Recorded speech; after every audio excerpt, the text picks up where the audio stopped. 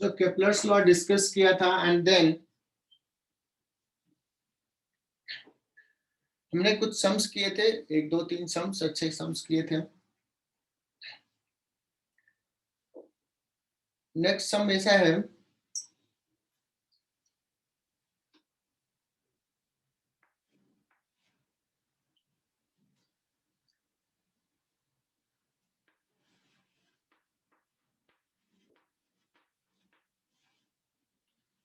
Next लिखो जो बचा हुआ, that is called binary star system. बच्चों इससे पहले जो भी हमने पढ़ा सैटेलाइट का मोशन या केपलर्स लॉ में, सैटेलाइट के मोशंस में प्लैनेट जो था वो रेस्ट में था, फिक्स था, और प्लैनेट के अराउंड, प्लैनेट के सेंटर के अबाउट सैटेलाइट मूव कर रहा था। इन case of solar system all planets moves around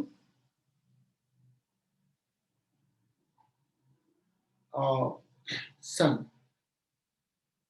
but actually sun को हमने रेस्ट में माना था। चूंकि सन का मास बहुत ज्यादा है कंपेयर टू द प्लैनेट्स मास, या हम बात करें सैटेलाइट का मास बहुत कम होता है कंपेयर टू द प्लैनेट्स मास, तो उसका centre of mass almost planet के सेंटर पे ही होता है। बट अगर सपोज 2 स्टार या 2 प्लैनेट एक दूसरे के अबाउट मूव कर रहा है और दोनों का मास कंपेरेबल है, तो किसके अराउंड मूव करेगा? सो ऑब्वियस चीज होगा कि ये exactly centre of mass of the system के अबाउट मूव करेगा।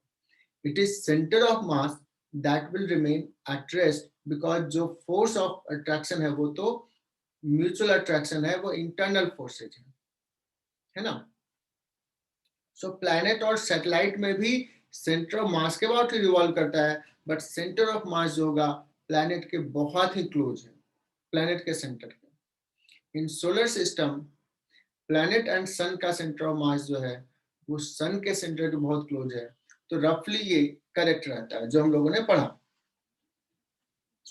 सो अभी लोग डिस्कस करेंगे बच्चों कि कंपेरेबल मास का है m1 एंड m2।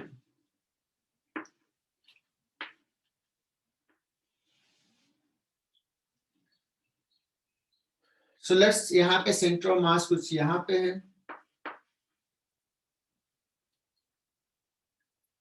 सो लिख लो stars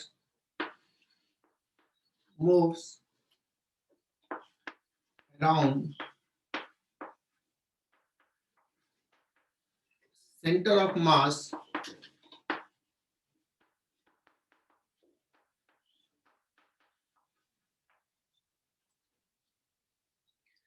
अब बच्चों अगर बात करें कि सेंटर ऑफ मास के बाद रिवॉल्व कर रहा है, तो ये डिस्टेंस सपोज r1 r है and this is r1 and this is r2.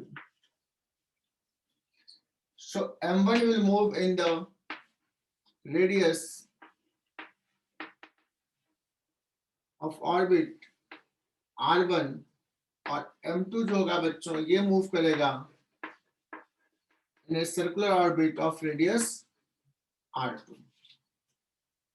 In terms of r1 कितना होगा? What is this distance?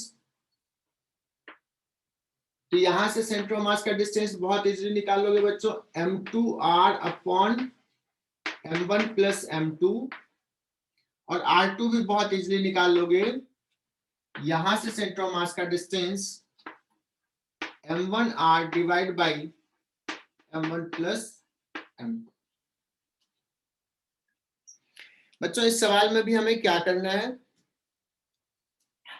मैं वेट कर रहा था कि सारे बच्चे ज्वाइन कर लें देन आगे बढ़े। बच्चों इसमें भी हमें निकालना है कि इसका स्पीड क्या होगा, इसका टाइम पीरियड क्या होगा, इसका एनर्जी कितना होगा, काइनेटिक एनर्जी कितना होगा, पोटेंशियल एनर्जी कितना होगा, है ना, ये सारी चीजें डिस्कस करना है। So let's start. लेकिन बच्चों ये दोनों मूव कर रहा है, कोई बता सकता है कि दोनों का टाइम पीरियड सेम होगा या डिफरेंट होगा? कोई कहेगा सर डिफरेंट होगा, मान लेते हैं उसकी बात। इसने कहा कि सर दोनों का टाइम पीरियड अलग अलग होगा, मासेज अलग अलग है। तो बच्चों अगर सपोज ये ऐसे सर्कल को रोटेट करते हुए इसको सेंटर लेके ऐसे करके एक राउंड कंप्लीट कर लिया,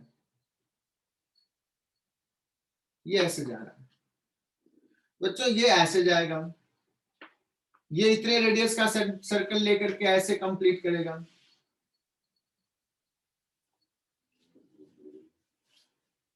सॉरी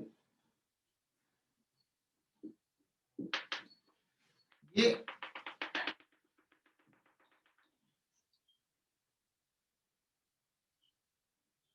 इसका सर्कल कुछ ऐसा होगा बच्चों।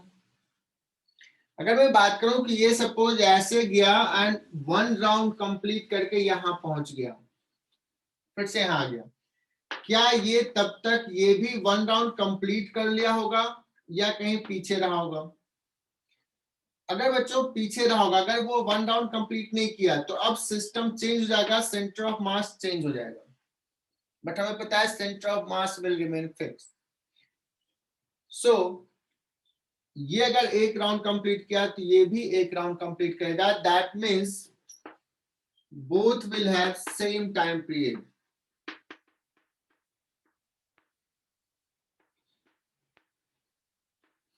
Is it clear to all? Yes, sir. अगर टाइम पीरियड सेम बच्चों तो what will happen? Both will have same omega. अगर ओमेगा के टर्म में देखें, इसका एंगुलर वेलोसिटी ओमेगा तो इसका भी omega, but linear speed will be different.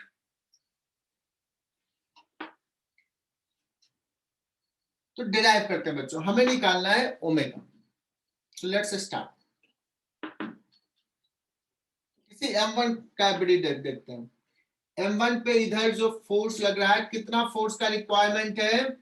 Centripetal force m1 omega square, और कोई बताना, हितेन देवरे, R1 पुट करूं या R पुट करूं? यहां पे इस पे सेंट्रीपिटल फोर्स कितना चाहिए?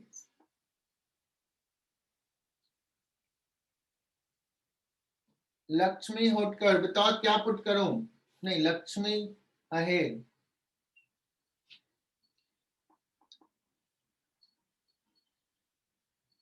R1 बच्चों, क्योंकि ये R1 का रेडियस में मूव कर रहा है, m omega square r that is equal to, इस पे कौन फोर्स लगा रहा है, कौन सेंट्रीपिटल फोर्स प्रोवाइड कर रहा है? Then you will say that sir gravitational acceleration. कितना हो जाएगा? g m1 m2 अपॉन, क्या डिस्टेंस लिखूं, r1 स्क्वायर या r square? r square. r square, बहुत बढ़िया, कॉन्फिडेंस के साथ जवाब आया, r स्क्वायर। बस हो गया, ओमेगा स्क्वायर निकालना है। ये बच्चों m1 चला जाएगा, omega square is equal to g m2 upon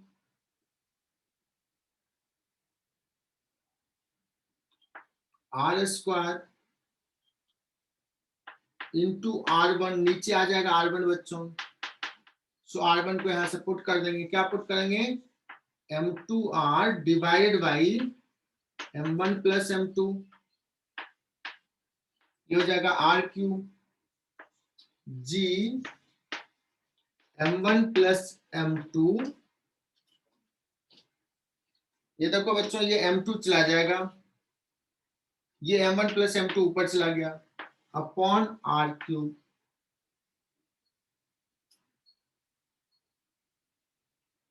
clear?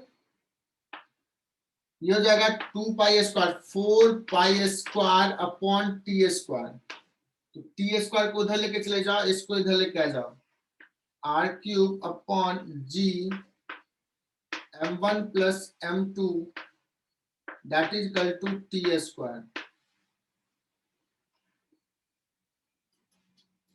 बच्चों ये सॉल्व हो गया क्या?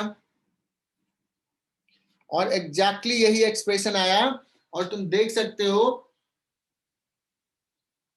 कि यहाँ पे क्या है, टोटल मास।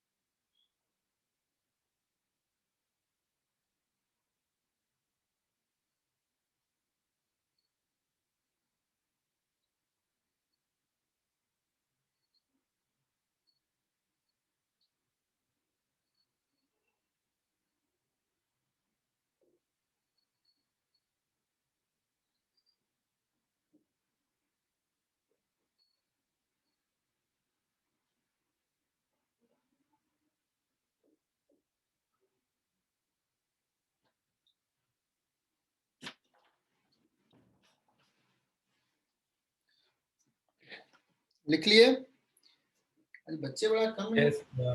मुझे लगा कि धीरे धीरे ज्वाइन कर लेंगे, आप कुछ गया। 3-4 बच्चों ने तो मैसेज किया है कि आज नहीं आया, कुछ है क्या आज स्पेशल?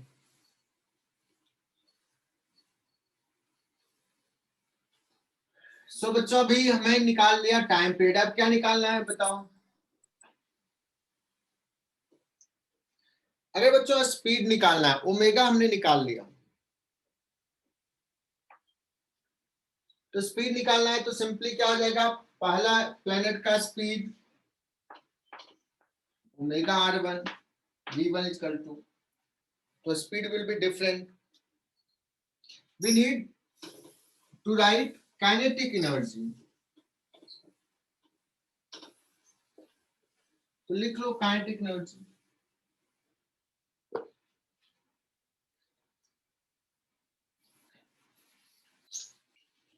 अच्छा एक चीज और बच्चों,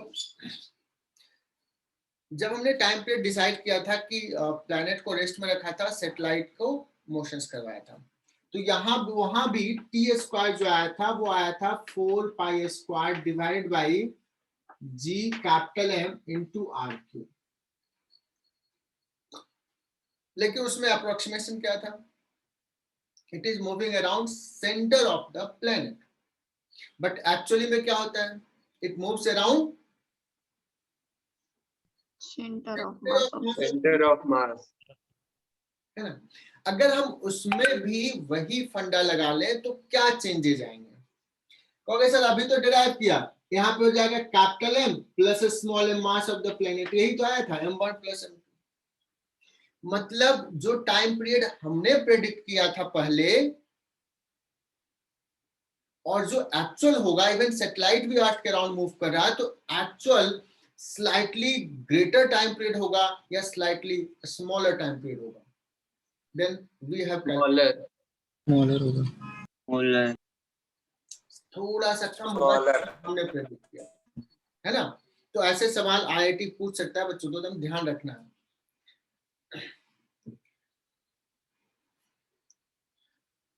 आना शुक्ला इतना लेट क्यों ज्वाइन किए?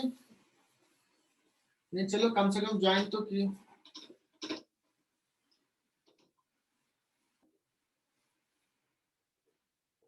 चलो बच्चों सो आगे बढ़ते हैं। हमारा काम है बच्चों कि बाइनरी स्टार सिस्टम में टोटल एनर्जी काइनेटिक एनर्जी लिखना है, total kinetic energy. Okay sir बहुत ही सिंपल सा, half m1 into omega square r1 square plus half m2 omega square r2 square. This is the kinetic energy. Okay बच्चों, so half omega square बच्चों common हो गया, और m1 r1 square plus m2 r2 square, ऐसा term तो हम लोगों ने कभी कभी निकाला है। ये तो सेंटर ऑफ मास के अबाउट मोमेंट ऑफ इनर्शिया है। Half I omega square. हाँ, आई, और आई को कैसे लिखते थे बच्चों? Half mu R square into omega square, ऐसा लिखते थे। ये आ जाता था ना रिड्यूस्ड मास के टर्म में, ये r1 r2 को r के टर्म में लिख लेते। और कुछ जरूरत नहीं है, मतलब इतना याद रखने के लिए, ये r1 का वैल्यू पुट कर दो, r2 का वैल्यू पुट कर दो, यू विल गेट दिस। ये म्यू है कितना, क्या बताया था इसको? रिड्यूस्ड मास। अनिष्का तुझे नहीं समझ में आएगा, यहां से सॉल्व कर लोगे, r1 का वैल्यू पुट करोगे, you will get this.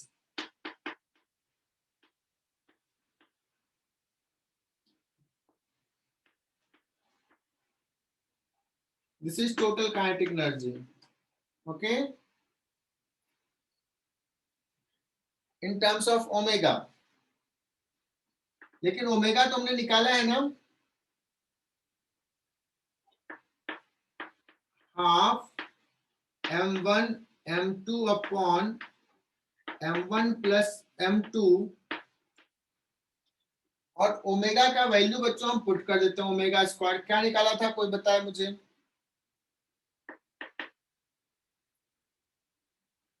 Ji m1 m2 upon m1 plus m2 upon r cube. m1 plus m2 upon r cube, और ये r स्क्वायर बच्चों, तो नीचे क्या बच जाएगा? r, और ये बच्चों चला जाएगा m1 प्लस m2, तो जाएगा g m1 m2 divide by 2r।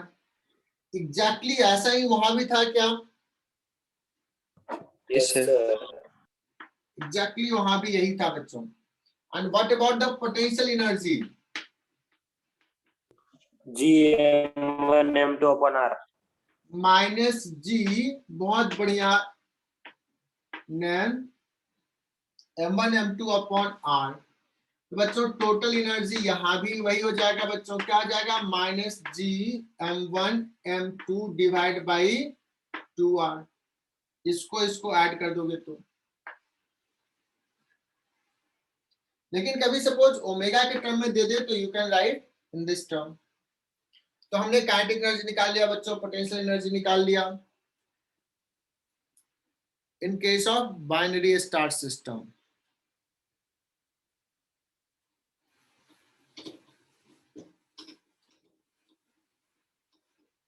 तो कोई दिक्कत इसमें? No sir. चलो बच्चों आगे बढ़ते हैं।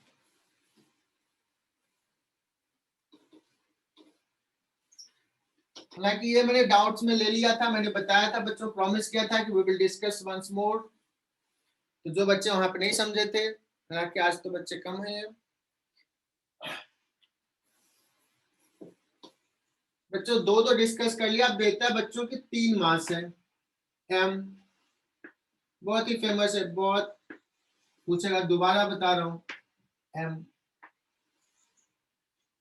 और because of the gravitational attraction force, mutual gravitational attraction force, they move around their centre of mass. ठीक है, सो आइदर इसका टाइम पीरियड पूछेगा, स्पीड पूछेगा, जो भी कुछ भी निकालना है। और ये साइड लेंथ दे दिया बच्चों a, तो लोग कहेंगे कि ये सेंटर ऑफ मास के अराउंड रिवॉल्व कर रहा है और a डिस्टेंस है ये, तो दिस डिस्टेंस विल बी, सबको पता है, a बाई √3, है ना। अगर मुझे टाइम पीरियड निकालना है तो बेटर क्या कर लेते हैं इसको, लेट्स, ये जो मूव कर रहा है इस सर्कल पे, तो m omega square a by √3, ये हो जाएगा centripetal force, and this will be given by इसका अट्रैक्शन फोर्स और इसका अट्रैक्शन फोर्स का component, Let's see a traction force, suppose F1 and this angle is 30 degree. So जाएगा 2 F1 cos 30, दोनों का कंपोनेंट। किशोर पाटिल समझ में आ रहा है? किशोर, आर्य तंबत इतना लेट क्यों ज्वाइन किए?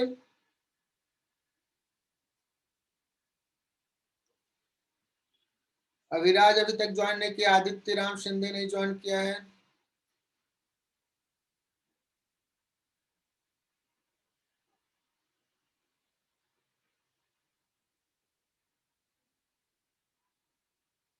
अंकित से वाले नहीं है। चलो बच्चों, ये कितना लिखेंगे? 2 F1 विल बी बच्चों इसका फोर्स है G m स्क्वायर, चूंकि इक्वल मासेज है, डिवाइड बाई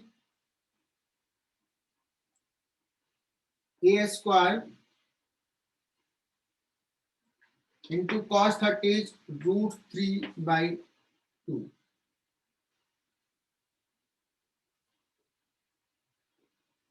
सो एक m चला जाएगा,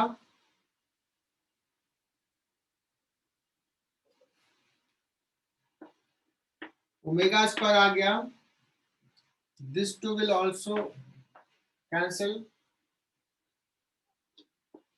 GM अपॉन, और ये बच्चों √3, ये हो जाएगा 3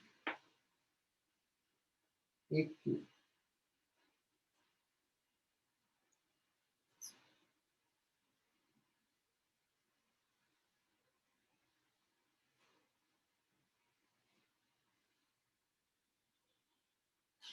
And then time period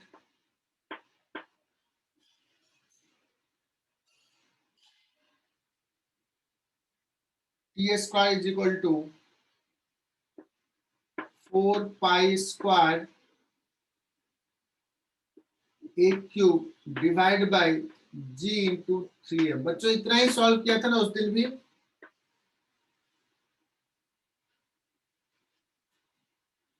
sir उस दिन वेलोसिटी निकाला था। ठीक है, इस बार भी वेलोसिटी निकाल लेते हैं।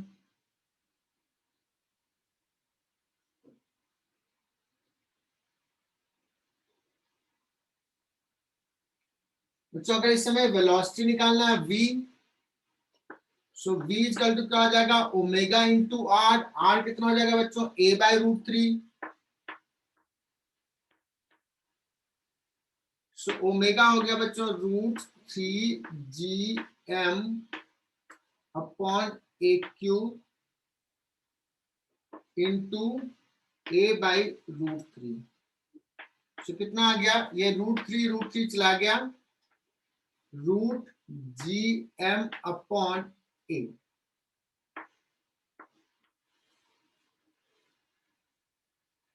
क्लियर? ये भी बच्चों समझ में आ गया अच्छे से? अगर इसमें भी काइनेटिक एनर्जी, पोटेंशियल एनर्जी लिखने के लिए क्या है, what is the total energy of this system, you can find this.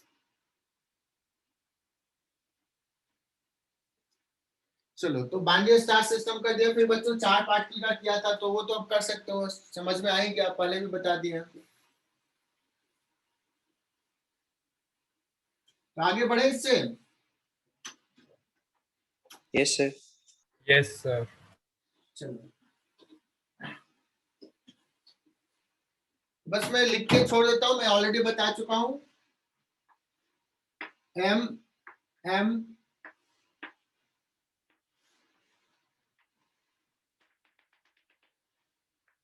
ये डिस्टेंस है a, आइडेंटिकल है बच्चों, म्यूचुअल अट्रैक्शन काइंड मूव कर रहा है, you can find this v। इसके अबाउट मूव करेगा a/√2 के अबाउट, सेंटर रहेगा ये। सो स्पीड निकालना, ओमेगा निकालना, काइनेटिक एनर्जी निकालना, जो भी पूछेगा यू कैन फाइंड दिस और कर लेना बच्चों।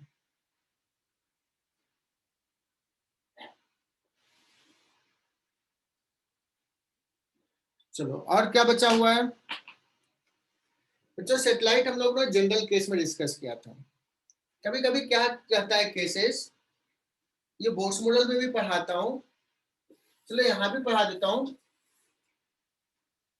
कि एक सपोज सैटेलाइट जो है मूव कर रहा है अराउंड सम प्लैनेट,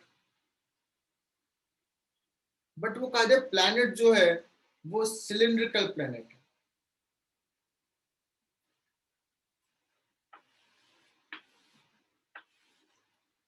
इसके अराउंड मूव कर रहा है, तो पूछेगा इसका टाइम पीरियड क्या होगा।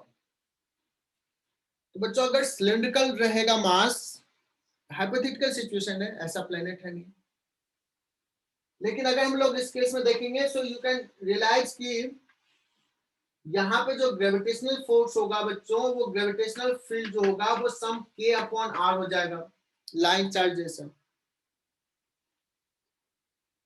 जो फोर्स जनरली दो मास के बीच में लेते थे, तो gm बाई आर स्क्वायर के जगह पे इसमें जो फोर्स हो जाएगा 1/r के प्रोपोर्शन हो जाएगा। ठीक है, तो टाइम पीरियड क्या होगा ये सारी चीज पूछेगा। या समटाइम्स ऐसे भी पूछता है कि लेट्स एक हाइपोथेटिकल सिचुएशन लेते हैं जहां पे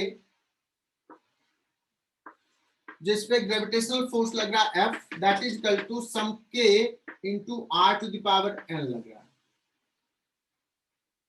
सो उस केस में what will be the speed, what will be the time period, है ना। तो बच्चों सॉल्व करोगे क्या, ये कैपिटल M और इसके बीच में जो ग्रेविटेशनल फोर्स लग रहा है वो ये ऐसा लग रहा है। सो टाइम पीरियड क्या होगा, स्पीड क्या होगा इन टर्म्स ऑफ r, ये निकालना है। तो ट्राई करो तो 2 मिनट।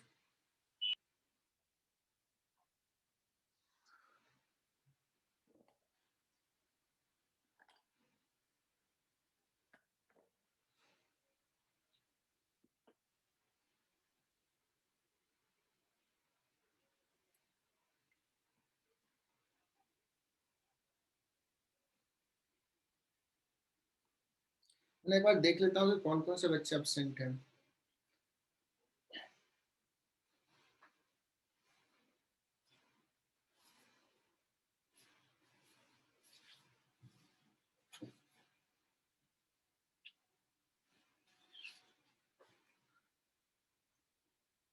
A3 किसका है सीरियल नंबर,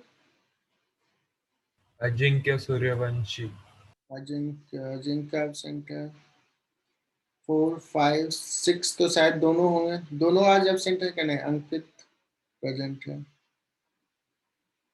9, 10, 11, 12, 12 लक्षिका किसका है, 12 हर्ष, केशवी पाटिल है क्या 12? हाँ सर। केशवी एब्सेंट रहती है। 16 के बाद सीधे 20, 17, 18, 19,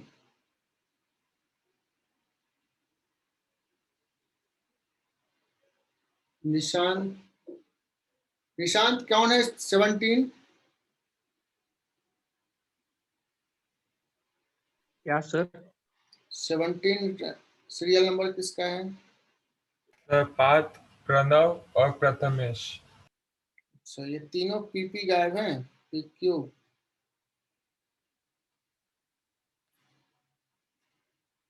क्यों, कुछ डिस्कशन के लिए मैंने बोला था क्या आज की क्लास में, सब गायब हो गया। देखो ये बोर्ड्स मॉडल में भी ऐसा पढ़ाएंगे, केमिस्ट्री में पढ़े भी होंगे और ऐसे सवाल आते हैं। ठीक है, तो अगर कोई पार्टिकल पे फोर्स लग रहा है F इक्वल टू दिस, लिखेंगे बच्चों mv² अपॉन r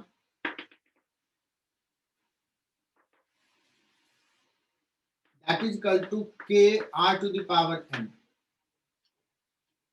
सो v कितना हो जाएगा बच्चों, सिंपल सा कितना हो जाएगा, some constant into r to the power n plus 1 divided by 2। Is it clear? v जो हो जाएगा rn plus 1 divide by 2।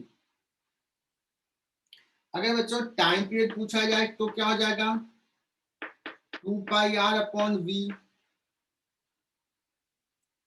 That means r divide by rn plus 1 by 2, क्या हो जाएगा r to the power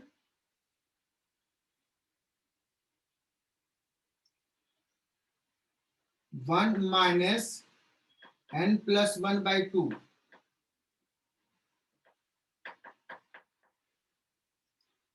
So time period will be proportional to r to the power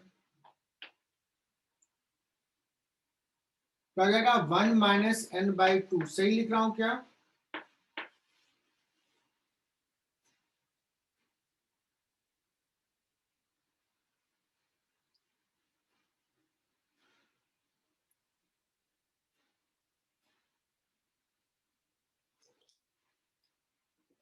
Bhargava सही, यहां तक इसमें कोई दिक्कत नहीं ना?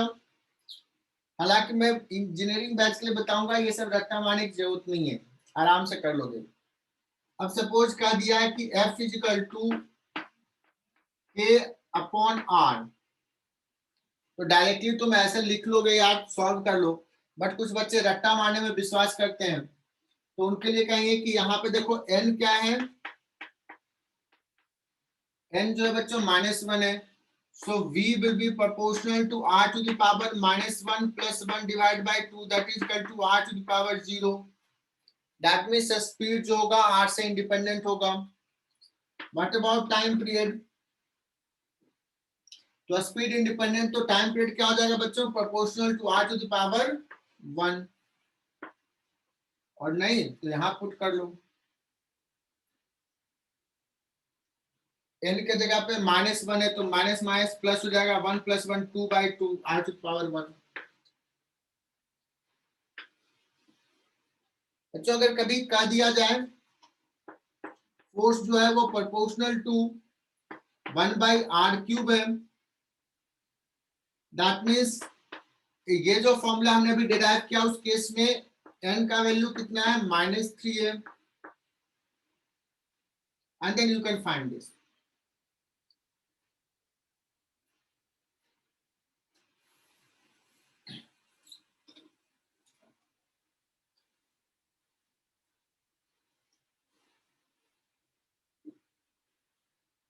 आई बात समझ में? ये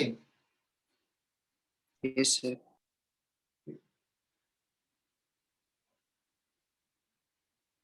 बच्चों कभी कभी ना, अब ये मैं थोड़ा सा रिलेट कर रहा हूं बच्चों, ऐसा चीज मैं पढ़ाऊंगा जब मॉडर्न फिजिक्स पढ़ाऊंगा उस समय भी. मान लो कह दे कि gravitational potential is 1/r².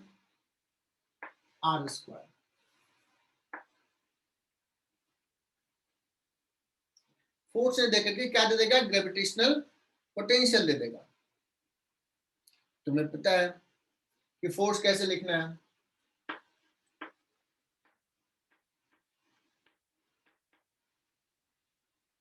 Force क्या हो जाएगा? -dV/dr. ठीक है ना? तो वहां से कर लोगे. Is it clear? Directly force से देकर के अगर पोटेंशियल देगा तो भी तुम डिराइव करके निकाल सकते हो फोर्स कैसा होगा. जो भी है ऐसे सवाल तुम कर लोगे, बुकलेट में हो सकता है तुम्हें मिले सवाल. बच्चों ये सारा कंसेप्ट हमने डिस्कस कर लिया, बस लास्ट एक छोटा सा पॉइंट बचा रह गया है, दैट इज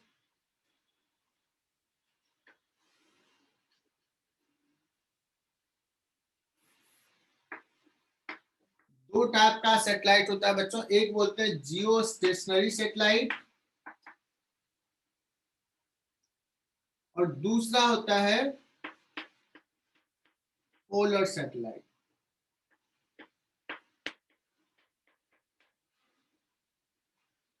लिख लो. अब जियो स्टेशनरी सैटेलाइट थोड़ा सा मैं बताऊंगा कि क्या होता है ये. अब नाम से ही पता है जियो स्टेशनरी, इसका मतलब क्या हुआ?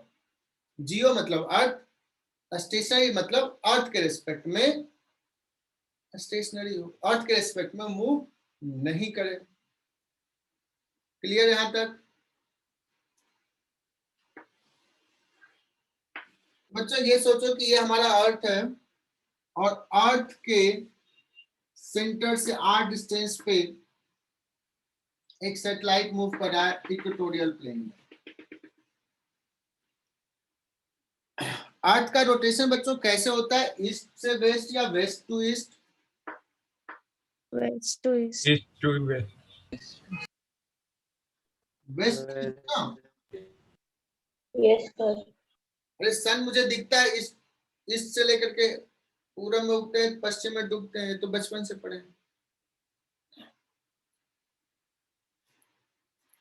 तो हमें हम एक्चुअली उल्टा घूम रहे हैं उधर से, हमारे रेस्पेक्ट नहीं है, तो waste to east.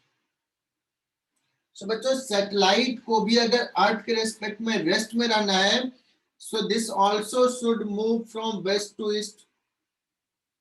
Sense of rotation ये हो,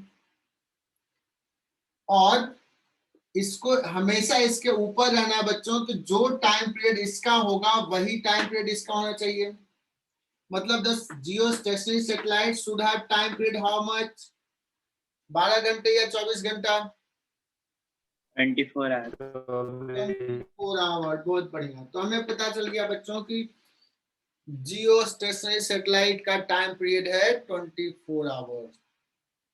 sense of rotations will be same, ठीक है ना?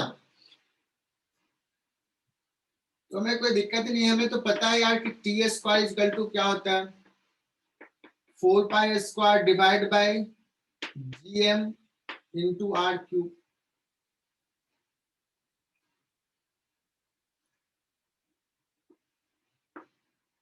बच्चों r cube is equal to T square GM upon 4 pi square, और आर इज इक्वल टू इसका पावर 1/3, है ना? सो जी का वैल्यू पुट कर दो, मास ऑफ द अर्थ पता है, वैल्यू पुट कर दोगे, टी का वैल्यू पुट कर दोगे,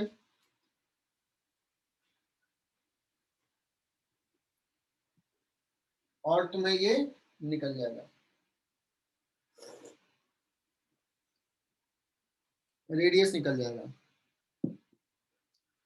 अब तुम लोग देखना कि इसका रेडियस क्या होता है, कितना रेडियस होता है। What should be the radius of the geostationary satellite? और ये देखोगे तो मुझे शायद ये ध्यान में है कि सेंटर से लगभग 6 आर डिस्टेंस हो जाता है, ठीक है? सेंटर से डिस्टेंस 6 आर। तो कभी जो दिया रहता है, या तो समटाइम्स देखोगे डेटा में, तो ये या तो सरफेस से दिया रहता है या सेंटर से, तो ध्यान देना।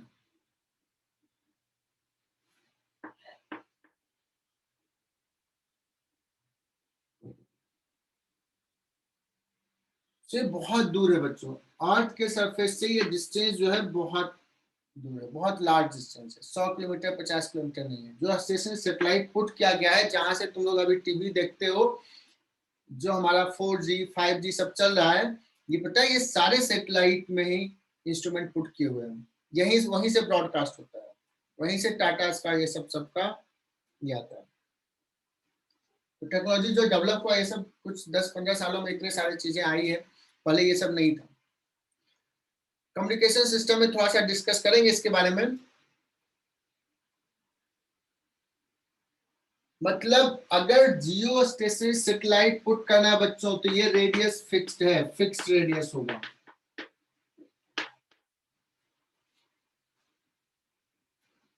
मतलब एक ही ऑर्बिट है जिसमें हम जियो स्टेशनरी सैटेलाइट पुट कर सकते हैं, और कोई ऑर्बिट नहीं है। हालांकि इसका रेडियस बहुत बड़ा है, तो अभी बहुत जगह है जहां पे हम स्टेशनरी सैटेलाइट पुट कर सकते हैं। तो अभी अमेरिका वाले बहुत सारे पुट किए हैं, 1500 वो पुट कर लिए, इंडिया वाले भी 10-20 जो भी जितने भी पुट किए होंगे, हर कंट्री भी कर रहा है। लेकिन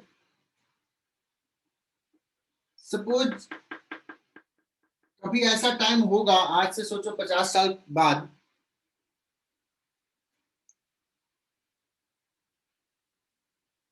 यार हर घर वाले सोचेंगे यार मैं भी अपना एक सैटेलाइट वहां पुट करता हूँ। 50 साल नहीं तो 100 साल, 100 साल नहीं जाएगा, मुश्किल से 50 साल। तो बच्चों ये देखो, ये हो सकता है, पॉसिबल होगा क्या? क्योंकि स्पेस तो फिक्स है। जैसे अभी क्या होता है, पहले टीवी आज से 20 साल 25 साल पहले टीवी एक एक घर में, बहुत कम घर में होते थे। आजकल तो एक ही घर में 2-2 टीवियां होती है, 3-3 होती है। एनीवे, उस समय अलग अलग कंट्री कहेगा यार मुझे तो इतना जगह चाहिए ही।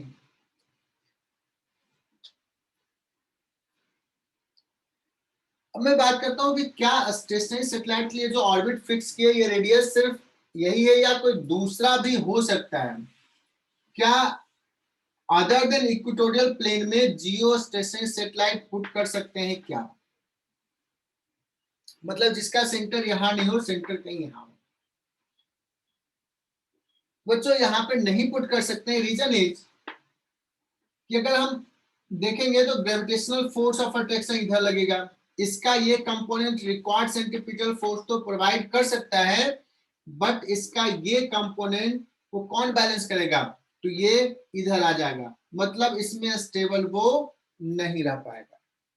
दैट मीन्स इनफैक्ट कोई भी सैटेलाइट है, उसका जो ऑर्बिट है मोशंस का, सर्कुलर ऑर्बिट जो है, उसका सेंटर प्लैनेट के सेंटर पे ही होना चाहिए, इसके ऊपर रहेगा तो पॉसिबल नहीं है। तो एक बड़ा फेमस सवाल होता है बच्चों कि क्या हम दिल्ली के ऊपर या क्या हम नासिक के ऊपर एक जियो स्टेशनरी सैटेलाइट सेट कर सकते हैं? तो answer will be no, because Nashik is not on equator.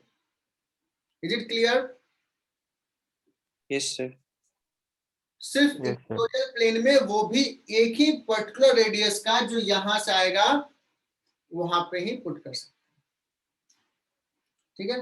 अब बच्चों ये यहाँ पे पुट किया, यहाँ पे सपोज इंडिया है तो ये ब्रॉडकास्ट करता है, तो ये सिग्नल यहाँ तक पहुंच जाता है, यहाँ तक पहुंच जाता है, जहां तक टेंजेंट है तो पहुंच जाएगा।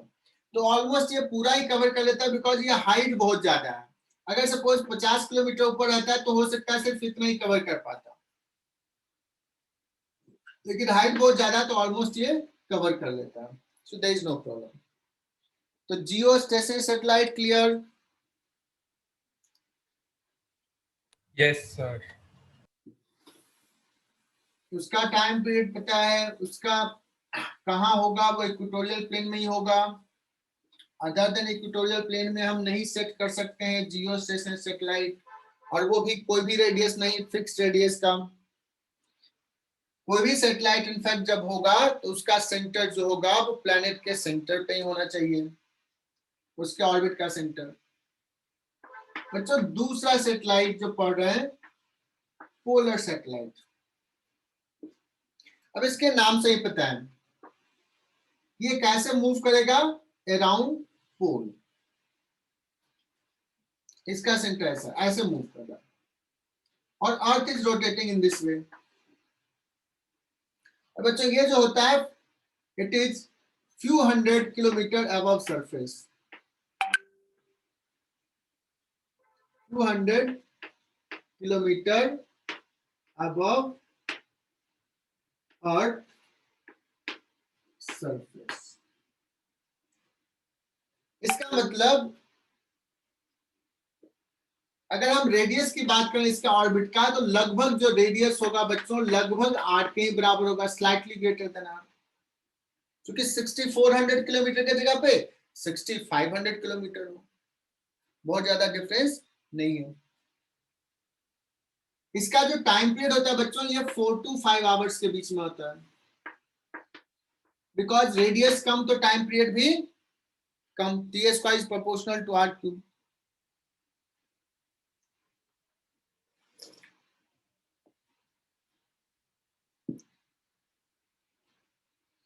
अब बच्चों ये ऐसे मूव करा, इसका सेंटर ये है। अब कहोगे सर इसका काम क्या है, what is use of this?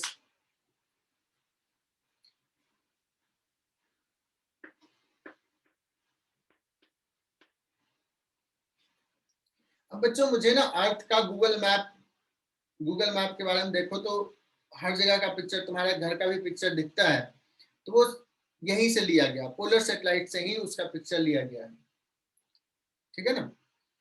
तो क्या होता है कि अगर बहुत कम हाइट पे है तो इसका कैमरा जो होगा वो बहुत अच्छी, मतलब वो होगा कि कैच करेगा, ज्यादा मेगापिक्सल का रहेगा, क्लैरिटी ज्यादा आएगी, नजदीक है। सो जब ये ऊपर से ऐसे जा रहा बच्चों, तो अर्थ का पिक्चर लेते जा रहा स्क्रिप्ट का,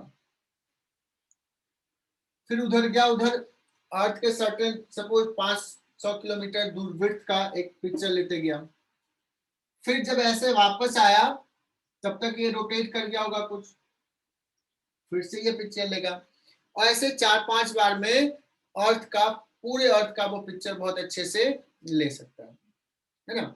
सो अर्थ पे कहाँ क्या चल रहा है हम पोलर सैटेलाइट से नजर रख सकते हैं। कहाँ क्या चल रहा है का मतलब ये हुआ कि वेदर कैसा रहेगा, क्लाइमेट चेंज, है ना, बड़े बड़े जो तूफान आते हैं उसका प्रेडिक्शंस कहाँ पे है, कितना टाइम लगेगा, कहाँ जनरेट हो रहा है, मिनरल्स कहाँ पे, बहुत सारी चीजें वो हो सकता है ना। तो इसका यूज कहाँ है बच्चों, to study climate change,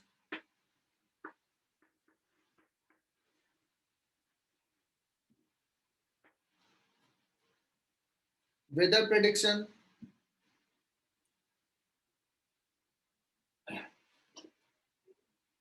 to find resources on the earth,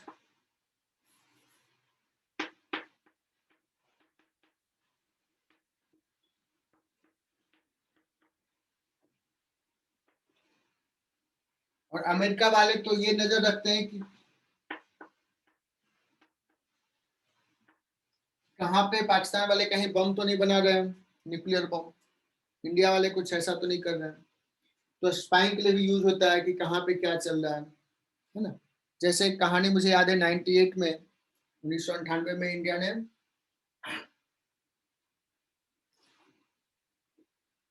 nuclear bomb का टेस्टिंग किया था,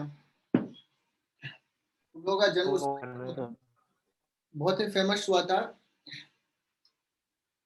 पोखरण जो राजस्थान में है। उस समय जब हुआ तो मतलब पूरा वर्ल्ड अचंभित रह गया कि ऐसे कैसे इंडिया कर लिया, इतना बड़ा काम कर लिया और किसी को हवा तक नहीं लगी। हमारे वाजपेयी जी उस समय सरकार में थे, अटल बिहारी वाजपेयी बहुत ही बढ़िया नेता थे, बहुत ही स्ट्रांग नेता थे, अभी जैसे बतौलेबाजी नहीं थे, काम करते थे। तो बच्चों उस समय हुआ था, अमेरिका वाले सबसे बड़ा, मतलब अमेरिका वाले ने तो इतने सारे बैन लगा दिए कि अब इंडिया को कुछ नहीं देंगे, सब कुछ, बहुत हर कंट्री ने, यूरोपियन कंट्री ने बहुत बैन लगा दिए थे इंडिया पे कि ऐसे कैसे न्यूक्लियर टेस्टिंग कर लिया। बहुत मुश्किल समय था उस समय। तो होता क्या था कि जब उनका, इंडिया वाले को पता था कि अमेरिका का जो स्पाइंग सैटेलाइट है वो इंडिया के उस पर्टिकुलर पोर्शंस का पिक्चर किस किस टाइम इंटरवल में लेता है, और उसी के अकॉर्डिंगली वो काम करते थे। जब वो पिक्चर ले रहा होता तो सब कुछ बंद करके सब अंदर अंडरग्राउंड रहते थे, फिर काम हुआ, फिर ये हुआ। सो वो पता ही नहीं चला था ऐसा कुछ कर रहा, तो बड़ा सर मतलब। मतलब ब्लैंक स्पेस में काम करते हैं, क्या, फिर से बोलो। ब्लैंक स्पेस जो टाइम था उसमें करते थे ना काम। हाँ, वो जो टाइम था उसमें करते थे, और बहुत अच्छे से मैनेज कर पाया कि अमेरिका जैसे इतना, उसका इंटेलिजेंस जो इतना स्ट्रांग है, फिर भी वो नहीं पता कर पाया।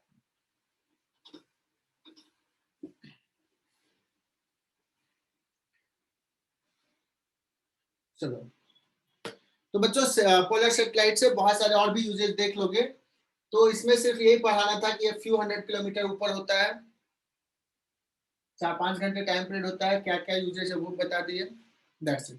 तो ये हमने दोनों चीज डिस्कस कर लिया बच्चों।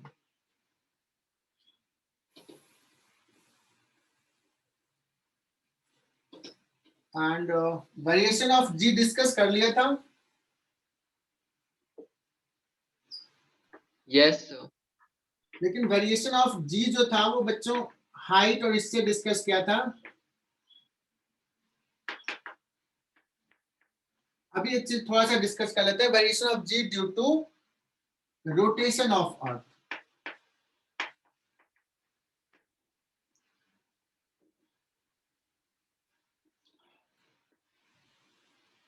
ये भी डिस्कस करते हैं। कभी कभी ये सर्कुलर मोशन में एच बनाम सर्कुलर मोशन में दिया हुआ है, मैं ग्रेविटेशन में पढ़ाता हूं तो इसको डिस्कस कर लेते हैं।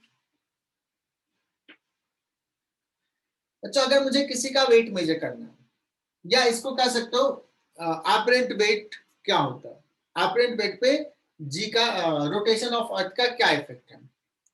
इन HCV this is given in circular motion chapter. So बच्चों, अगर मुझे यहाँ पे एक ब्लॉक का वेट मेजर करना है तो क्या करते हैं, एक स्प्रिंग बैलेंस लगाया एंड जो अर्थ पुल कर रहा है बच्चों जिस फोर्स से, उसको बोलते हैं mg, ये हो गया एक्चुअल वेट। और जो स्प्रिंग कांस्टेंट है बच्चों kx, यही तो एपरेंट वेट है, मैं पहले भी न्यूटन लॉ में पढ़ाया हूं। सो एपरेंट वेट जो है बच्चों kx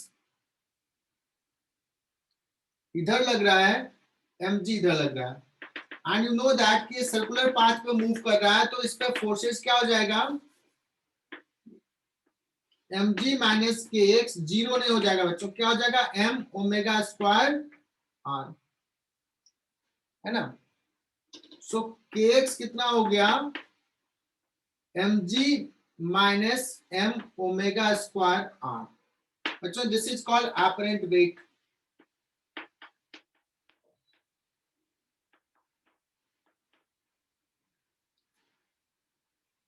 तो ये mg से थोड़ा सा कम है ड्यू टू द रोटेशन, हालांकि एक्चुअल वेट यही है, बट हम जो मेजर करेंगे वो थोड़ा सा कम दिखेगा। यहां तक क्लियर। अगर एपरेंट g की बात करेगा, so what is the apparent g, तो इससे m डिवाइड कर दो तो g minus omega square r।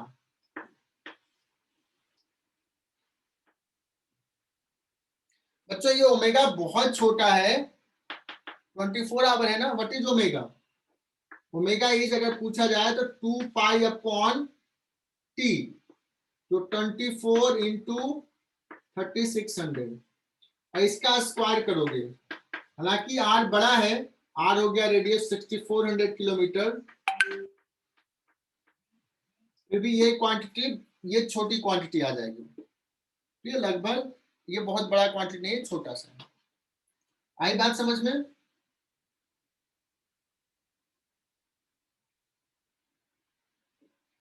Apparent जी।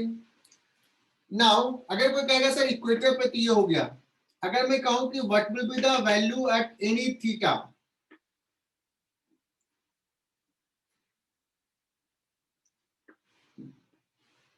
इसको बच्चों बोलते हैं कोलैटिट्यूड। तो यहां पे क्या होगा, यहां पर अगर हम वेट मेजर करेंगे बच्चों तो हमारे पास क्या हो जाएगा, ध्यान से सुनना, हमारे पास फोर्सेज हो जाएंगे mg एक्चुअल वेट, और अर्थ के रिस्पेक्ट में स्टडी कर लेते हैं सो दैट थोड़ा समझने में आसानी होगा। तो मैं क्या कर लेता हूं, इसका सेंट्रीफ्यूगल फोर्स इधर m ओमेगा स्क्वायर, और ये r रेडियस ऑफ अर्थ नहीं, ये थीटा हो जाएगा r,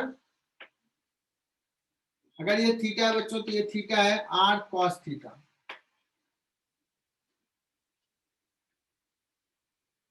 यहां भी कह सकते हो बच्चों ये mg, और ये सूडो फोर्स था m omega square r, mg और इसका जो कंपोनेंट है, रिजल्ट, इसका और इसका जो रिजल्टेंट है वही kx है। तो वैसे ही यहां भी mg और इसका जो रिजल्टेंट है वही एपरेंट वेट है, ये और ये इसका इसका resultant.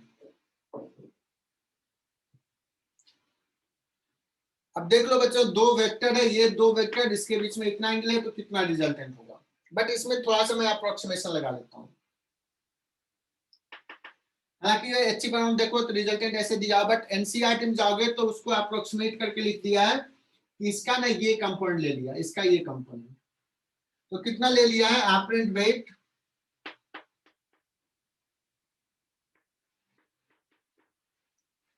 mg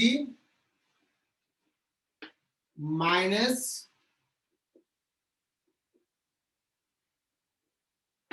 m omega square r cos theta और इसका ये कंपोनेंट तो cos square theta.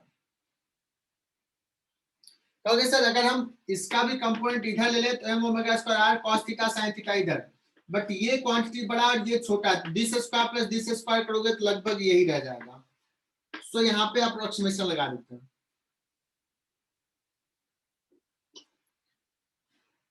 Is it clear? So this Yes, sir. Yes. तो ये हो गया बच्चों ड्यू टू रोटेशंस, जो हमारा ऑपरेट जी है वो थोड़ा डिफरेंट रहेगा। एक आता है बच्चों due to the shape of the earth. तो अर्थ का शेप देखोगे तो क्या होता है, एग्जैक्टली परफेक्ट स्फीयर नहीं है, तुम लोग बचपन से पढ़े हो।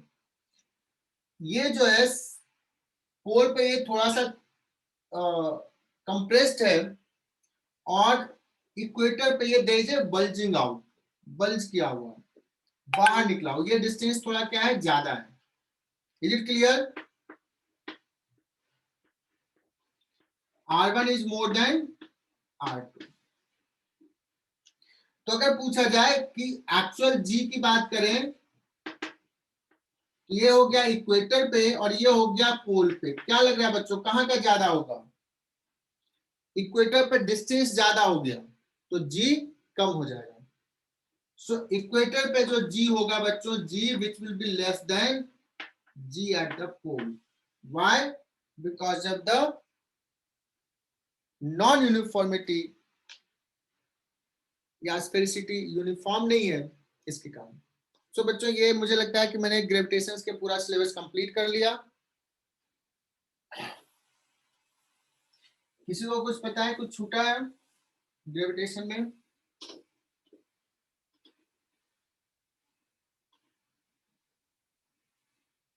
Now you can solve all questions of your booklet. Self energy वो तो क्या होता है कि जहां हमने वहां पढ़ाया था ना इलेक्ट्रोस्टैट्स में, तो वैसा खुद से डिराइव करोगे, बट कोई सवाल पूछा नहीं, कहीं होता नहीं है, but you can derive. Just किसी को मन किया कि हम सेल्फ एनर्जी यहाँ भी डिराइव कर लें, चलेगा, कर सकते हो। सर अभी स्पेस में गए थे ना रिचर्ड ब्रैंसन करके? मैं तो अपडेट नहीं हूँ यार इसके बारे में।